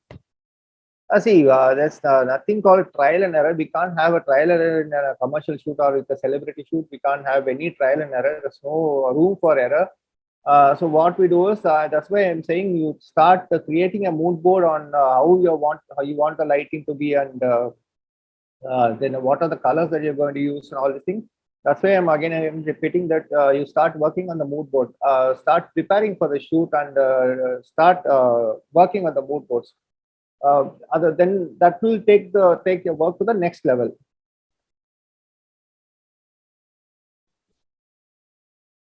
So can you See, suggest? once the multiple light setups. See, that's a basic concept. That's a basic concept that's for all the pictures. Like you have a key light, you have a fill light. Okay, that is the basic concept. Even if you keep 50 lights as a key light and 100 lights as a fill light, it's the same concept, key fill. So you first understand the concept. There's something called a contrast ratio. There are a lot of material available on the internet about contrast ratios. So you can start reading about them, and you can easily find a lot of material. You start reading about contrast ratio in a picture. So there's a question from Ramana. Sir, can you suggest some methods for diffusing light for wildlife macro for speed light? So now I currently use a white plastic board with layers of butter paper in front as a diffuser, but still I see a light streak in eye of the subject. Okay, that's because the flash is recording as a light streak. What you can do is you can try to get a bigger softbox. That's one thing that you can do. You can try to get a bigger softbox, or you just bounce your flash on a big thermocol or something, or you can carry. Then you can do. But with the wildlife macro like frog and all, it's very difficult. I suggest you try with a ring light. So There are which certain clamps that are available to keep your flash on top and all these things. You can maybe try buying them, and you can use softbox on that. So there's a question from Rajesh. Which light is best for wedding and pre-wedding? Wedding, I think SK400 is a very good light. SK400 and Godox DP600 are very good lights. And for pre-wedding, which we want to go outdoor, take outdoor shots. If you are on a budget, AD200 Pro is the best. It's the best, and you can buy an S2 bracket and maybe an 85 centimeters Softa. 120 centimeters will be too big for outdoor. Go for an 85 centimeters, 80 centimeters Softa. That's like the ideal size. Then you can create some really brilliant work. So if we are using flashlight, then how we will measure light meter value exactly? Then for using flashlight, how to keep our camera settings? See, light meter has like a light meter has. See, the light meter has two types of options. One is this globe, which you see. This is measuring the incident light, that is light falling on the subject, and there's a spot attachment in this, which is measuring the reflected light. It's like what your camera does. So what we do is we measure the light. We first measure the when you set up the light, we always have to keep one thing in mind: is one light at a time. We don't keep 10 lights at the same time. We keep, even if I'm using 100 lights, it starts with one light at a time. Where does it fall? Where is the shadow going? Where should I keep the fill to avoid the shadow? All these things we start one by one at a time. So once you take the reading of a key light, then you see, you take the shadow side, then you see, okay, this is the key, so my fill light has to be in this ratio. If I want it very dark, maybe I'll just leave it without light. If I want it a little details here, I have to keep a reflector or another light. So that's how we use a light. Maybe just measure the light. It's just like the thermometer that measures the body temperature. This is measuring the light. This is giving you the correct F number. Like 125 is my shutter speed. This is the camera. My camera allows a shutter speed of 125, has a flashing speed of 125. Okay, what is the aperture value?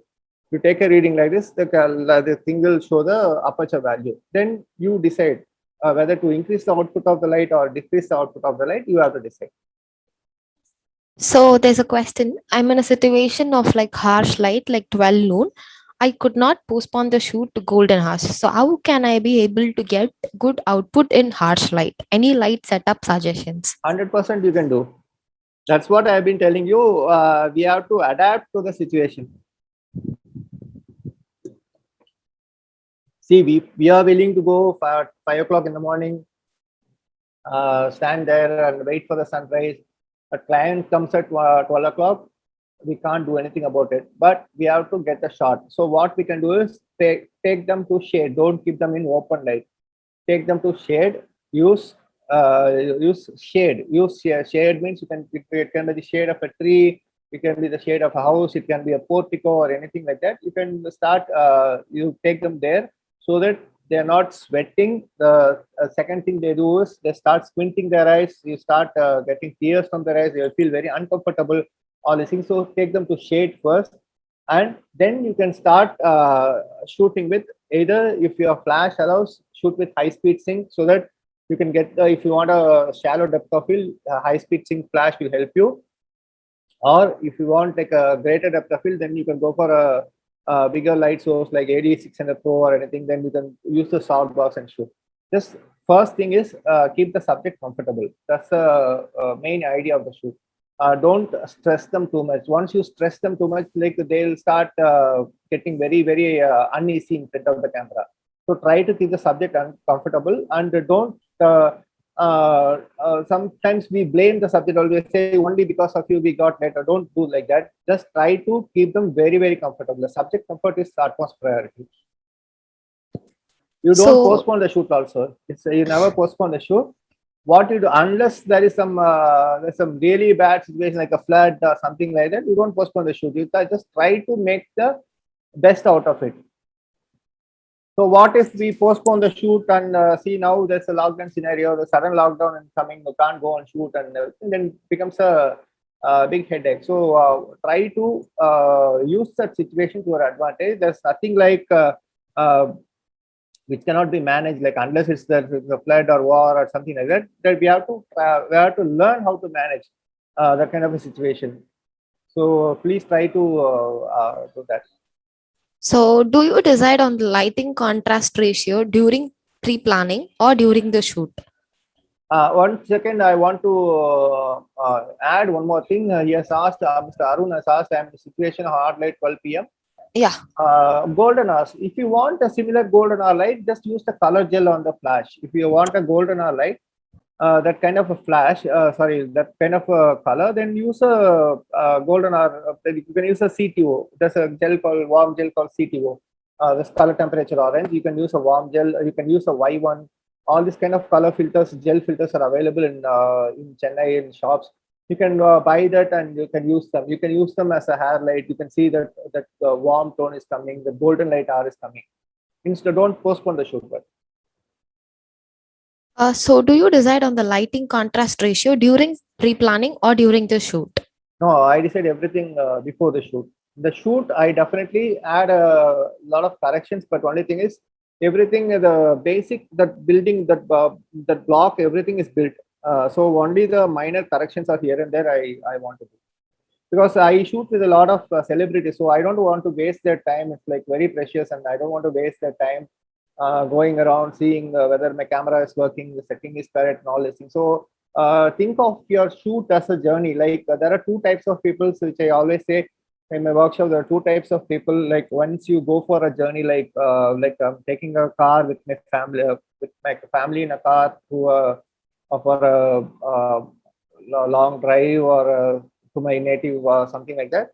Well, there are two kinds of people. One person will go check the air, how much air is there in the car, the wheels, and then go see how much petrol is there, and all this free thing they do, and they'll have a very smooth journey. There's other type of people who will say, okay, I'll go there, and on the way I'll try to fill the petrol. On the way, if I find some puncture shop, I'll get some air. All these things. That's a second type of people. So I try to be in the first step. What I do is I just plan everything so that I get try to get maximum number of shots in the limited time that I get. Sometimes that's very less. Some with big celebrities, sometimes you get very few time to shoot, like 5 minutes, 10 minutes. That's the max you get. So I don't want to go and miss an opportunity like that. So which light is good to get 3D effect in photo? Sunlight, every light is good. Only thing is we just know how to handle it. That's all. Okay, so how to overcome creative block? Creative block is something that all photographers, all creative professionals will have. Sometimes we find totally blank. If I'm shooting like 10 shoots or 15 shoots continuously, then sometimes we are all human beings, so we'll get that, we'll totally feel blank. Okay, what next? We are not able to think about anything different. We're not able to think in a fresh or creative way. What I do is I just stop. I just go and shoot in a different genre. Like I take a couple of days off. I just go start shooting street. See, we all become photographers only because we love the job and we are passionate about photography. And there are certain people who see it as a money making thing, but I don't see it as a money making thing. I see it as a creative process. And so what I do is whenever I feel that I'm feeling bored or tired of shooting it, then I'll go on the complete opposite direction. I'll go to shoot street without flash, without lights, just natural street, some landscape, something like that. So mind gets totally fresh. So again, you come back to the work and you see that you are able to do a much better job. So you have to keep on doing this again and again till the end of your career or thing. So that's what I do. I to shoot in a totally different. I shoot travel, I shoot people, I shoot street, and whatever things I like to shoot, I go and shoot. I don't shoot commercial work at all, at least for 2-3 days. So there's a question. How do you balance highlights and shadows when you can use both continuous and flashlights? So this is something either uh, uh, like I said, we have something called a contrast ratio. We have to follow that. Like you say in black in Photoshop, you have this black levels, white levels, like 0 to 255 and all these things. Normally for print, what we do is we'll try to keep. We don't go to 0. We just try to keep the black around 20, 25 or 30, and we try to control the white into 230. So we keep the exposure value between 30 to 230, so that the picture looks good on print. Sometimes what happens is the picture will look great on the mobile screen, but when it goes for print, it will get totally bleached out. All the detail in the black will totally become black. There won't be any detail at all. So what we do is we just keep a level. We will have a contrast ratio, and we just have a level like exposure levels. We expose the entire thing between 30 and 25 to 230 max. We don't go to till 255. That's like become totally white. It's a little technical thing that, but once you start understanding, it's very easy. So how to improve our problem solving ability when we are in high pressure situation? See, it's mostly about photography, professional photography, like problem solving. You can't avoid it, and you have to be a people person. If you like, you want to shoot people, you have to be a people person. You have to have a very good communication skills and your soft skills. I would say, if you want to be a successful photographer, then at least you should have 70%. That's your communication skills and the soft skills. In the olden days, the people used to shout at subjects and they used to throw a lot of tantrums, have mood swings and all these things. But nowadays, so the trend has totally changed. People like friendly photographers who are like really friendly, very chilled out, and really comfortable to work with. So that is how we have to be. And one thing that when working with celebrities, it's really, really high pressure. I've shot with really big personalities like Hillary Clinton and all. Very high pressure situations, but what to do? We have to manage it and we have to give the best output. It's very hectic, but So how to get details of foreign dark skin with single light, and what setting you will recommend for camera and light values? foreign dark skin, I'm saying again and again, I think we are repeating the same question, right?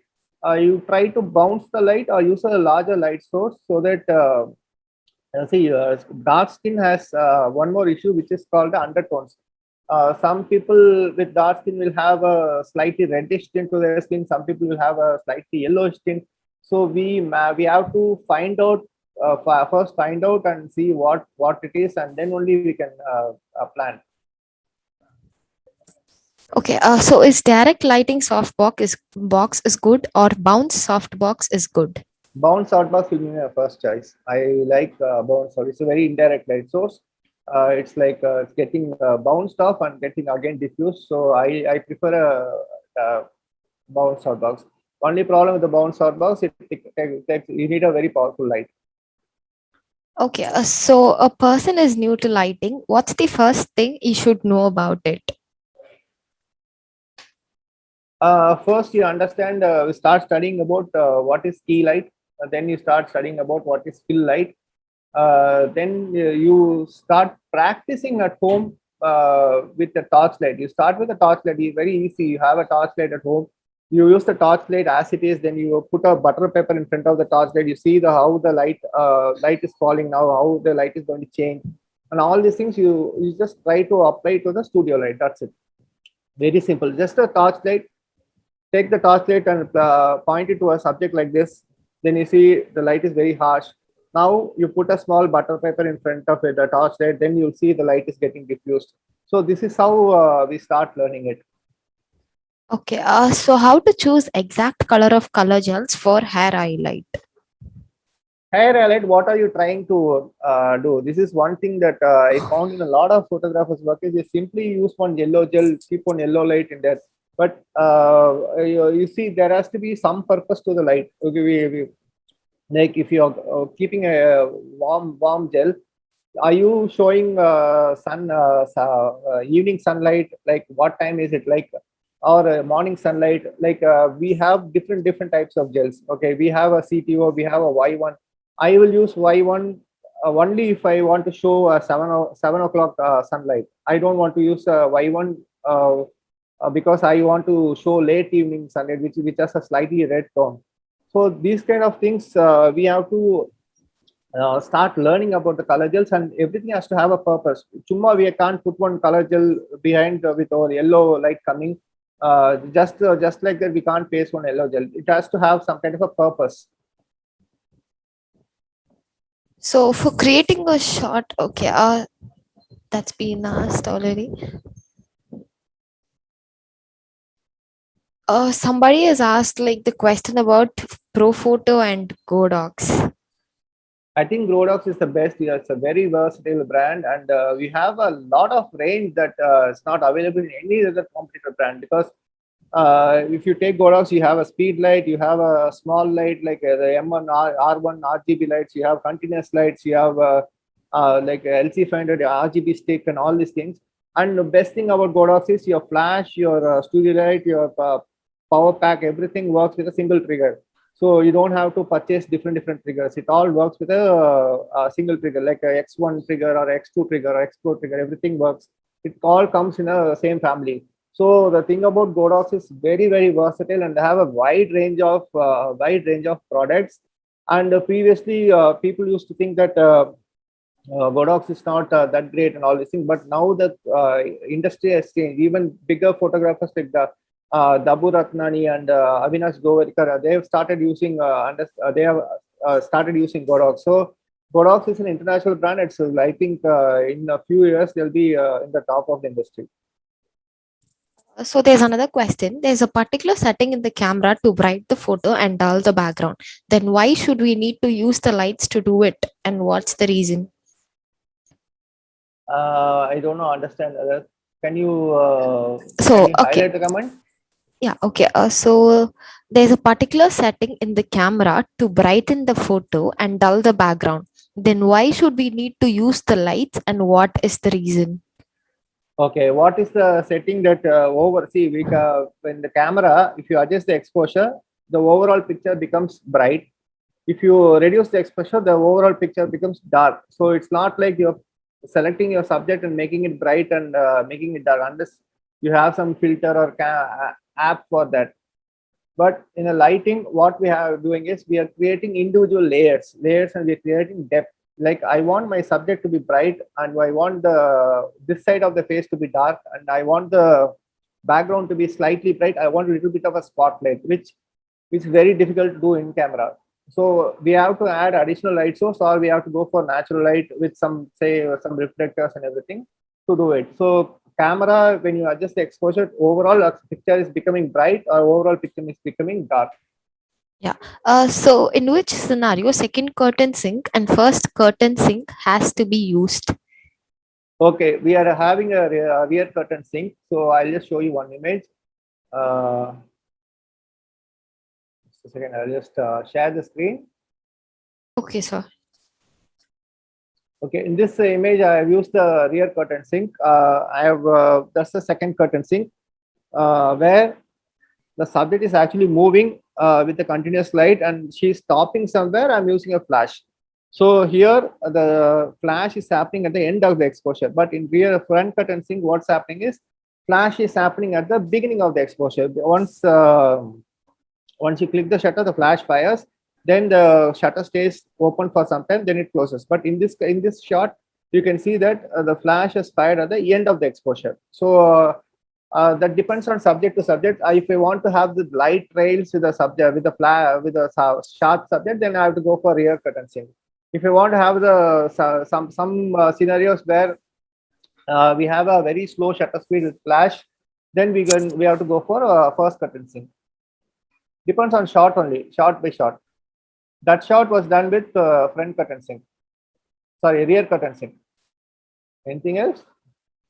No, sir. I guess we can close the session right now. Yeah. Okay. I'm also feeling too tired. That's all.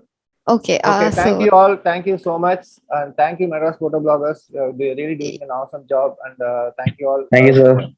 Yeah, thank you so much for participating with us and letting the participants know more about lights, Godox lights. Sir, thank you, sir. Thank you, and stay safe. Stay safe and be safe. And it's a very bad situation going out there. So hope you all Thank you, sir. stay safe. Thank you so much. Good night. Yeah. So, guys, I have something to let you know about Madras Photo Bloggers. So, we Madras Photo Bloggers have a fundraising for a fundraising part for the hearing impaired students. So those who are hearing impaired who would wish to learn photography, so they do not have real much of amount of money to learn photography. So we are raising funds for it. Please do check our website, Madras Photo Bloggers, and that could be really helpful if you could donate any equipments or cash, something like that, for the persons who are really interested in learning photography. And also I will share the link of the Madras Photobloggers Learning Camp, where you can subscribe to us and get real updates about Madras Photobloggers events, that is online and offline events as well. So you will be there in a particular dedicated WhatsApp group where all the other participants will also be there and sharing their photographs, and even you could have a very good collective number of members. I mean the other photographers, you will have a very good rapport with them as well. Okay, I'll just put down the link right here. Please do register Madras Photobloggers and get real updates on this about photography. Just a second. Sorry to interrupt you. There's, I think, the best question today. I think we have a giveaway for them. That's a Godox M150. That's a Yes, sir. LED light. You can also please announce it, and you please select the question and with Ram Charan, and Yeah, sure, sir.